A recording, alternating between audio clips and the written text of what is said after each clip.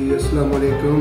जिस तरह आप जानते हैं कि आज वर्ल्ड बुक डे मनाया जा रहा है, इस सिलसिले में किताब और लाइब्रेरी की अहमियत पर रोशनी डालना चाहते हैं। किताब इंसान की ज़िंदगी का साथी है और बेहतरीन ये साथी साबित हो सकती है अगर हम इससे इस्तेफादा हासिल करते रहें। बुक्स का इस्तेमाल तलबा के लिए, असातिज़ा के लिए इंतहाई अहमियत का अमल है और हम अपनी रोज़मर्रा ज़िंदगी में जहाँ और अखराजात बहुत सारे करते हैं, बुक के ऊपर भी अगर अखराजात करें तो हम अपने बच्चों को एक अच्छे और पढ़े लिखे अफराद पैदा कर सकते हैं, मुआशरे के अच्छे अफराद बना सकते हैं। हम बुक को तोहफे के तौर पर डोनेट कर सकते हैं और अपने ये जो हमारे इस्लामी कल्चर है उसकी तालीमात बुक के ज़रिए बहुत ज़्यादा हम अपने बच्चों तक, मुआशरे तक पहुँचा सकते हैं।